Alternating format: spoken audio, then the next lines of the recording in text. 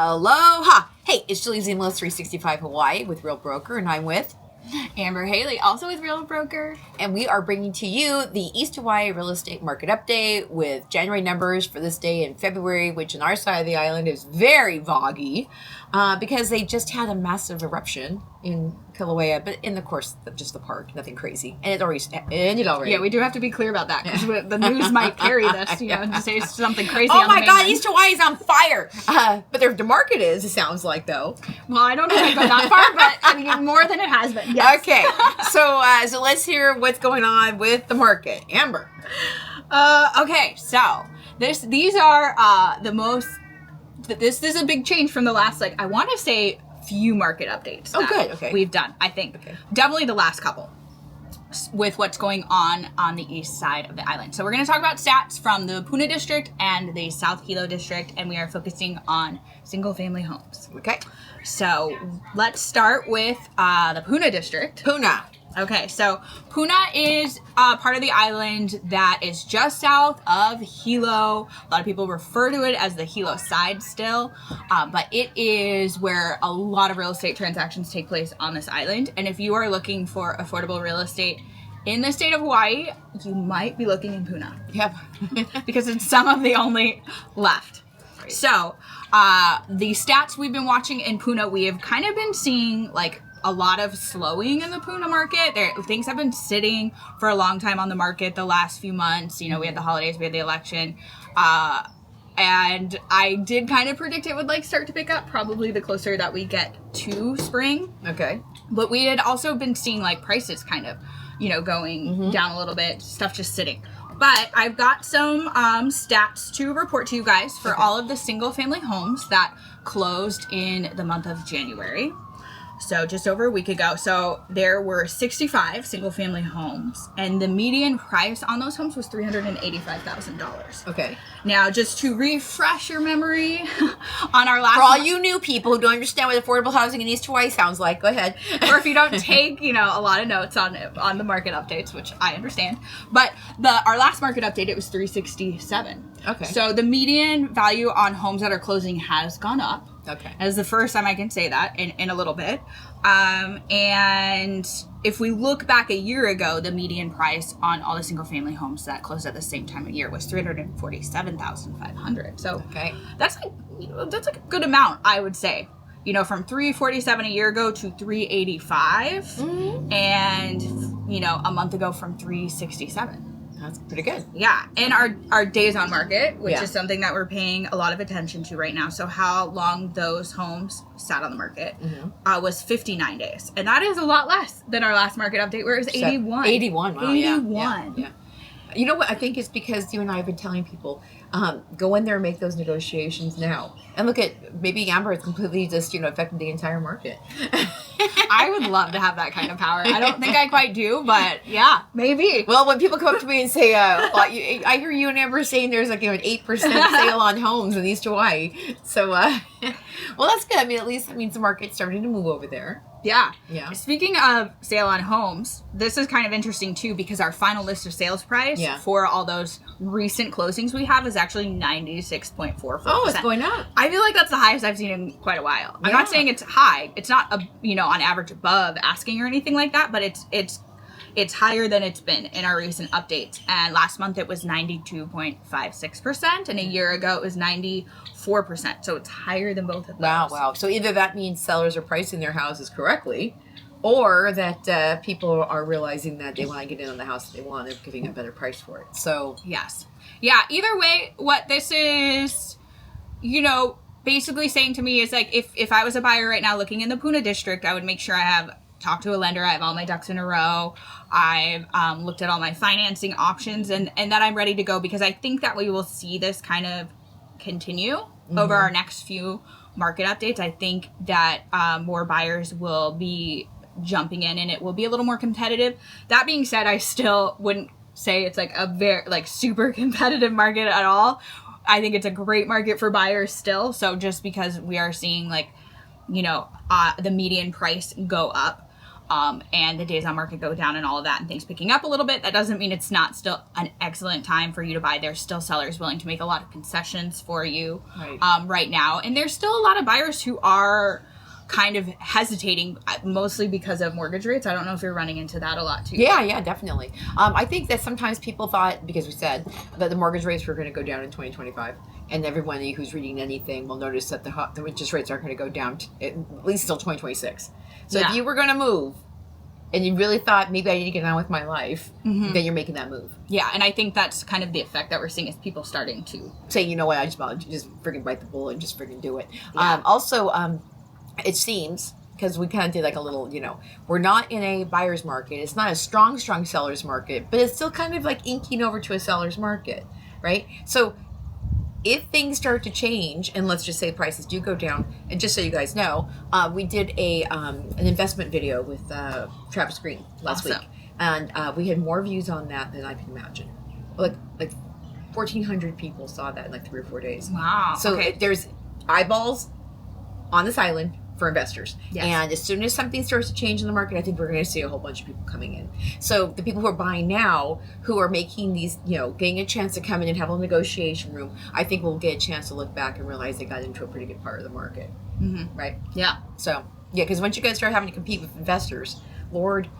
And then it gets hard, because they come in, they have cash. Yeah. Usually they're willing to, it just gets a lot harder for your average buyer trying to buy their primary residence. Right. And if we can get more locals into homes where you're not competing against investors, that's a better market. Mm-hmm. And I know that we had just recently had a couple come in and they wanted to buy a single family home in East Hawaii to be able to rent it out for 6 months out of the year and then live in it 6 months out of the year, because they're from Canada and they're looking for houses under 500.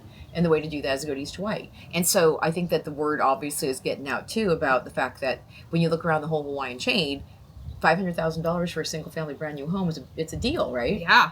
So absolutely. Right. And also because I think HPP is starting to become like a neighborhood where they know they can probably rent out the house, and it's you can get and I'm not saying you can obviously make a mint over here in the rental department, because we just don't have that many rentals, but in fact average schmoes who are actually working live in East Hawaii, and that they're the kinds of people who are make good long-term renters. And so some people just want to actually sit on a house maybe 4 or 5 years, let it do its thing, and then when they're ready to retire, they have that as an investment piece of property.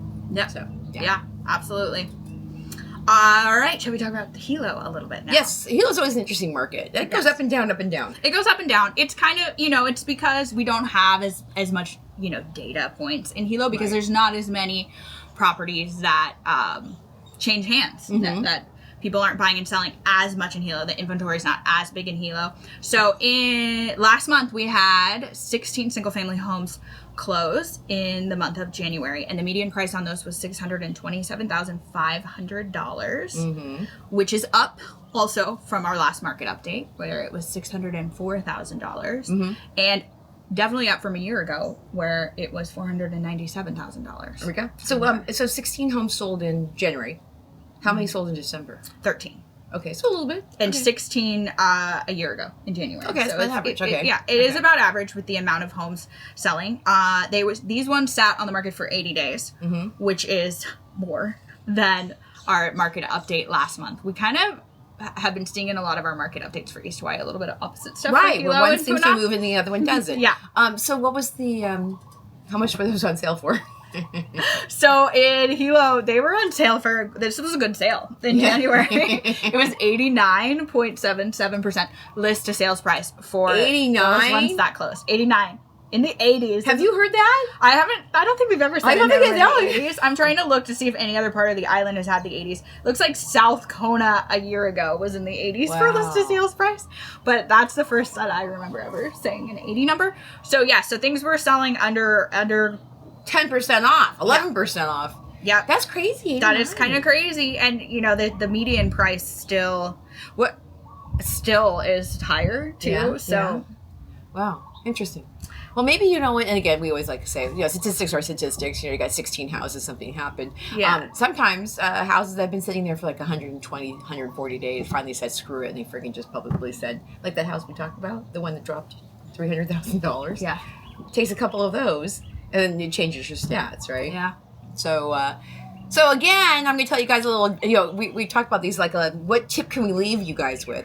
If you are looking at the market and you see a house that's been on the market 150 days, 200 days, sometimes ask the agent to call the other agent and say, how motivated is that seller to now get the house off the market that has been sitting there for so long? And sometimes people have interesting experiences where at first they said, I'm not going to take a penny less.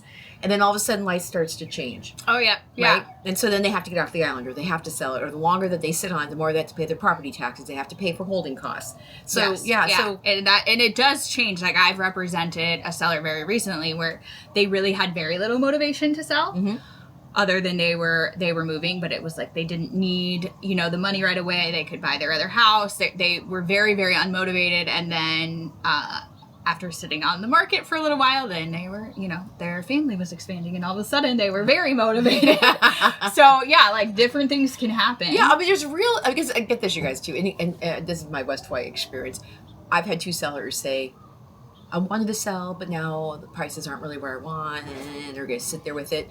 I've also learned that people, when they first say it's time for you to sell the house, they can look at all the different factors and kind of go, but their first inclination that they wanted to sell the house is still that they want to sell the house, right? So I think that even when people kind of go like this, like at the house that we sold last year, guy put it way too expensive. And he's like, well, if it doesn't sell for the price I want, then I'm not going to sell it. Mm-hmm. Well, it didn't sell for the price he wanted after about, like, I don't know, a month.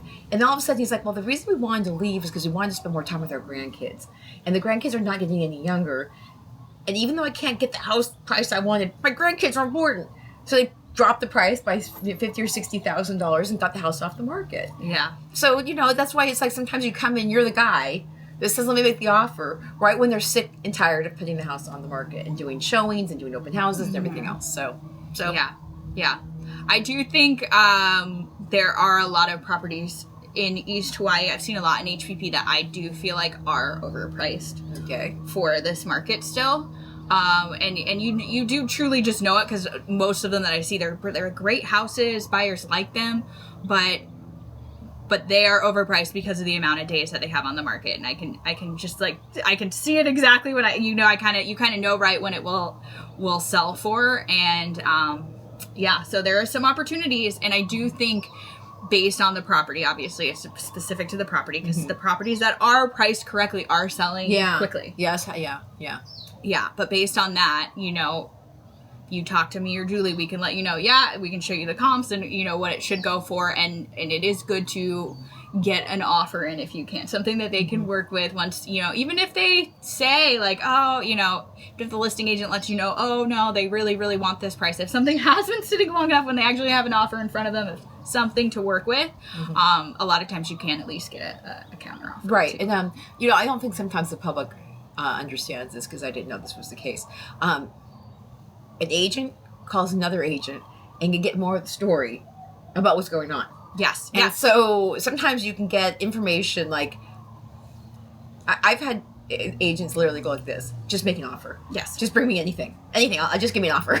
Yes. And so, but then other people are like this, he's not going to take a penny less than what's on the market for. Yeah. And so there's that too. But at least then you get an idea of, like, what's really going on. In fact, I think that, if again, you get those houses that are now 200 days on the market, it's almost stigmatized.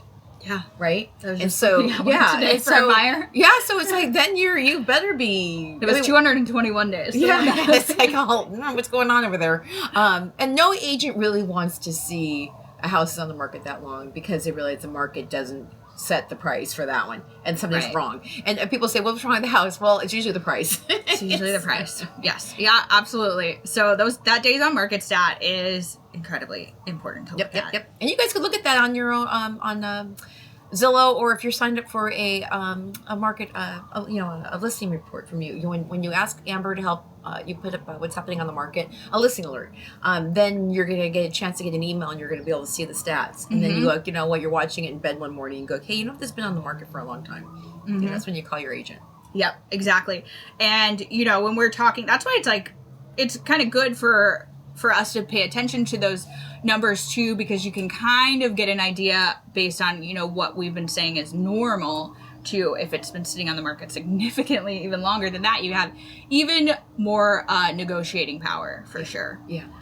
But as far as our sale in Hilo, it was also, I mean, 89%, like we just talked about, is a low number.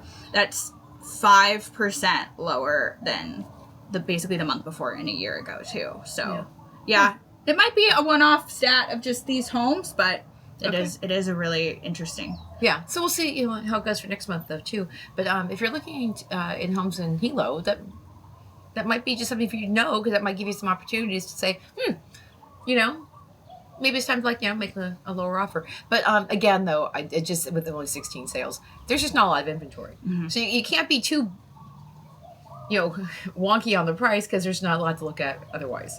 Yeah, and the thing with the South Hilo homes, there is quite a range, even though I usually make the distinguishing. I usually try and distinguish the different types of property in the Puna district because of the lava zone. So that is a huge factor on home value. Mm-hmm. But single-family homes in South Hilo, there is quite a range there, too, which I don't know if we've talked about that.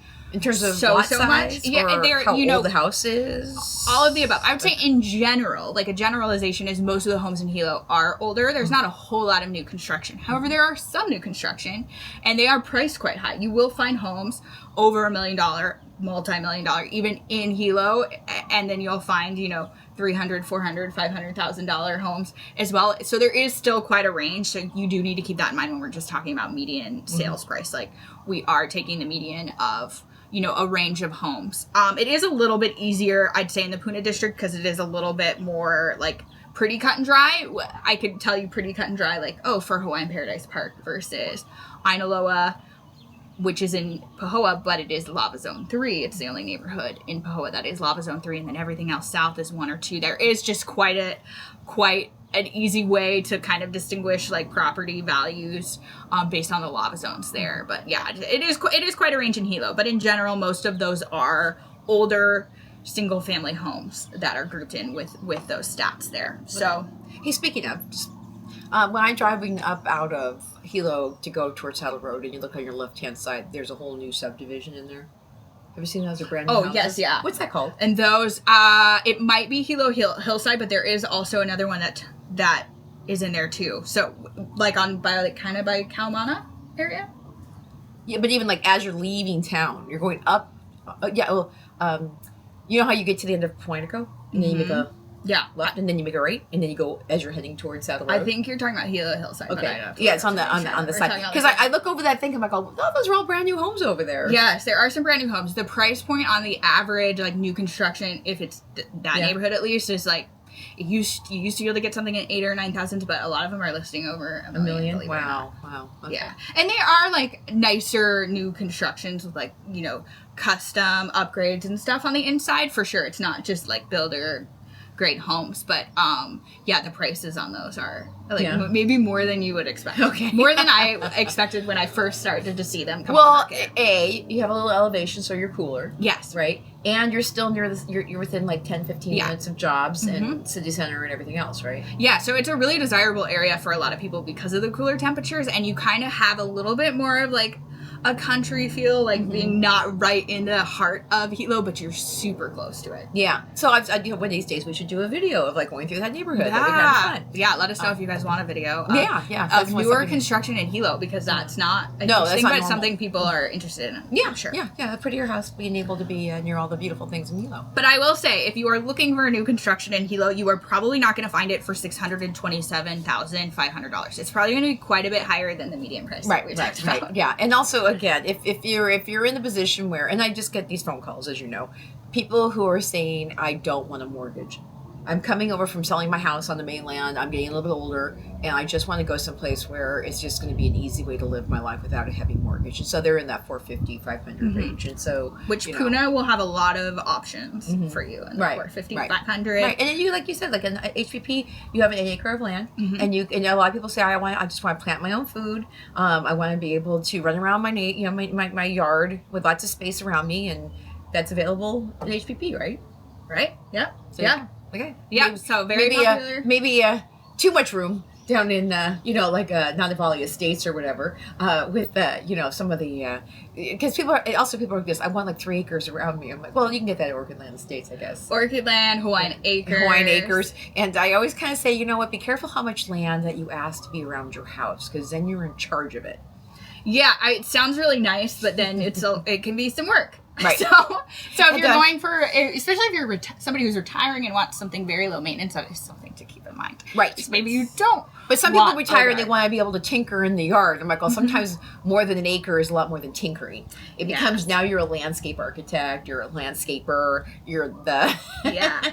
One of the fun things for us, this is just a little behind the scenes fun tidbit, is that sometimes I work with, like, have you ever worked with a married couple where they are just like very not on the same page and they are retiring and one of them is just wanting to be done with all everything things, and the other one's like, I want projects. I have one of those right now. They're like, no, actually, I want to build a whole house, and I want the old I want to build a whole, definitely, like, now that we're retired, we get to build our own house from scratch. It's like, oh, be careful what you get yourself into. Yes. But you know what though, people are still being able to buy open lots of land in HPP, yes? Yeah. Oh, yeah. Yeah? Yeah. Is there like an average price on that? They have gone up quite a bit, so I would say, without having it right in front of me, but if you're looking for a lot in HPP, you're probably going to have to go above $75,000. Okay. But that's still, a lot cheaper than a lot of parts of this island. Yeah. And it kind of depends, too. There's some very expensive lots, either oceanfront or very close to the ocean.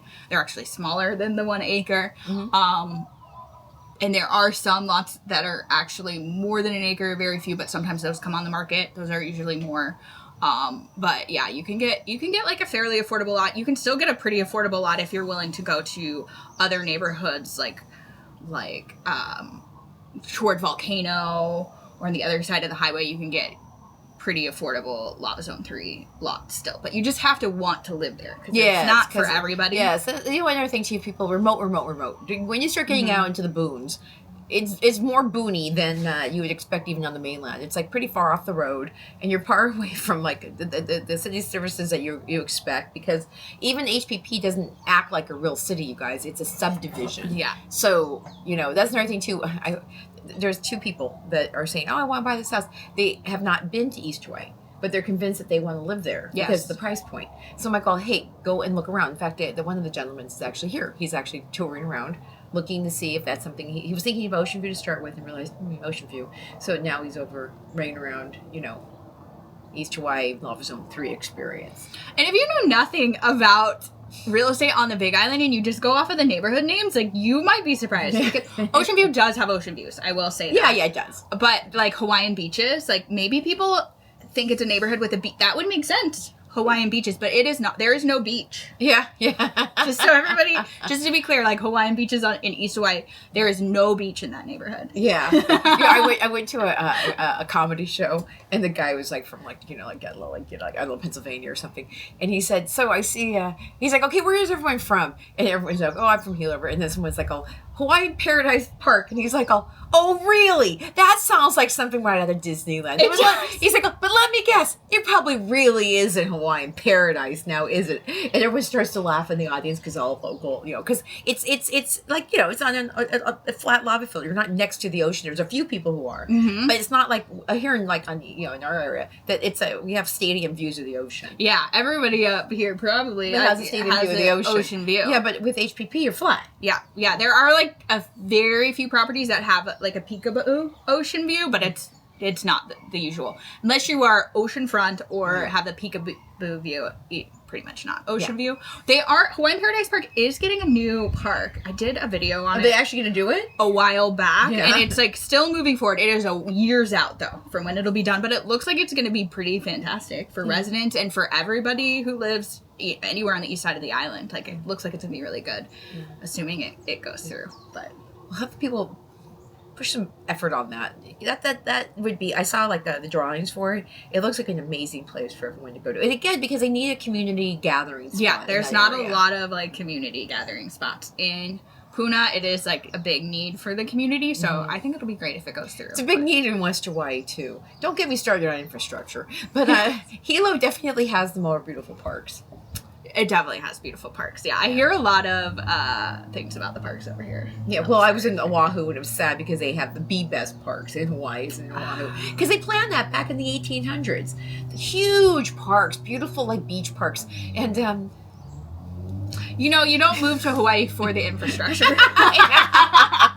And it's hard to degrade the lava to put it in fresh lawn and then having to water it and keep track of it and everything else. So yeah, we have our own little issues over here. Jump in the ocean. Yeah. So I think we're done with those stats. did you do those? Okay. But okay, so is there? Let's just real quick go into some fun in East Hawaii. Is there anything coming up? It's February. That's happening on your side of the island that people need to know about. Probably the next biggest thing is Merry Monarch, which is still, I think that's still not until April. But that's probably the next big thing. Okay. Yeah. And if you guys, seriously, if you want to be on the island during that time, now is the actual time to get your hotel rooms. Oh yeah, they might even be hard now. But that's a huge cultural experience in East Hawaii. And so if you are planning on coming out and looking at land or houses, April's a great time to be here so you can be part of the Merry Monarch experience and get a chance to taste some of the cultural experience of East Hawaii as well. Yeah, absolutely. Right. I don't know why, but Kona is very distracting to me today. She's had the birds go by her. The fog and the fire in the distance. To everybody not here. Yeah. Watching, sorry. We have had an exciting... Yeah, in fact, you look at there's another... so somehow a car caught on fire down the street. That's why the show was late today. If anyone is tuning in live, that was I was sitting in the gridlock. Yes. And the vlog today is insane. Oh, anyway, I keep getting distracted by it. But you know what? There is probably no vlog in East Hawaii right this moment. You're right, because the wind's blowing this way. You can pay. What's your? I don't have the stat anymore, but I'm just gonna guess the median price for North Kona is around 1.3. 1.3. 1.3. And it got VOG. I know. And you know what, though? It used to be 600,000 because of the VOG. And then everyone, forgot that we had a volcano. And it was clear forever. It's so quickly that we forget. In West Hawaii, I would say it's very quick that residents forget about the VOG. And when there's periods where the earthquake, where the volcano is not super active, there's nothing more stunning than the coastline. It's like Maui over here. And then it comes back. We kind of have the same thing with the volcano on the other side, where we kind of forget about the lava risk. Oh, yeah.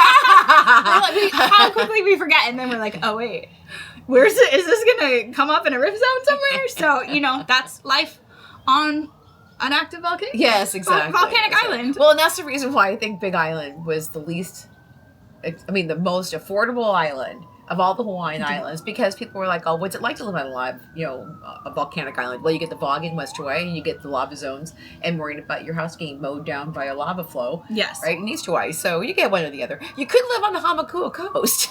Yeah, Hamakua coast. You could live up in Kohala, which has got lava zone 9, if you worry about the volcanoes. However, now I feel like we have to worry about wildfires places. So it's always something. Never been a wildfire in West Hawaii. Not wildfire. I mean, they've had little brush fires. Crazy. Yeah. So that's good. That is good. Yeah. And also, watching some of the other crazy things that are going around the country right now. We are kind of far away from a lot of the shit, you could say. Yeah, that's the nice part about living in Hawaii. Yes, it is. We have a whole ocean between us. Yes, we do. The world. We also have kindness of aloha on this island as well. We do. It's a great place to live. Yeah. So hopefully we added some value. Overall the Puna market is up. I'd say that's kind of the takeaway from the market update this month is that the prices at Puna have gone up. So if you're on the fence and you're just waiting, I'd say hop in there. Yep, hop in there. And again, if you want to see what's on the market, it's coming on the market. Amber can set you up so that way you get a chance to see new inventory. Yep, listing. You can get listing alerts. Yep. And also, if for our people over on YouTube, you can do the live update that we're doing over on Facebook if you join the 365 Hawaii Ohana, and that way you can actually type in questions. Our guy, my husband Eric, is not manning the camera because he actually is dealing with a small wound to his head. And so normally we read these out. So if anybody's over on Facebook, we're sorry for not answering your If questions. you're not asking, yeah, you can send us a message Yes, later. we'll read it later. You can just look in the thing. But this group that we have that is called the 365 Hawaii, I'm moving to the Big Island and buying a home group on Facebook, has a variety of opportunities for live updates. And then I also put deals of the week sometimes. So that way, if there is something that we think that might be a great opportunity for you to know about in terms of a house that is a good price or an investment opportunity, it goes over in that group as well. So it's very valuable. So if you guys want to join, let us know. And then Amber also joins us for the island-wide market update, which is happening on the last Thursday of this month. Just so you know, too. Yes. Usually it's the third Thursday, but we're doing the last Thursday of this month. So you guys can jump into that. That's a Zoom call. So if you want to be part of it, you can send me an email, and I'll give you the Zoom link. We also post that Zoom link over on the Facebook page, so you guys can join live and ask questions in that way as well. So nobody else does this kind of interactive real estate stuff that we do, besides me, Amber, and Lance. So yeah, we are the providers of good education for you guys. So so thank you again for coming and being part of the information giving. And we will see you guys next month. We'll be probably probably around the first week of March, and we'll post that also in the Facebook group. So join the Facebook group. And with that, we'll say aloha. Aloha.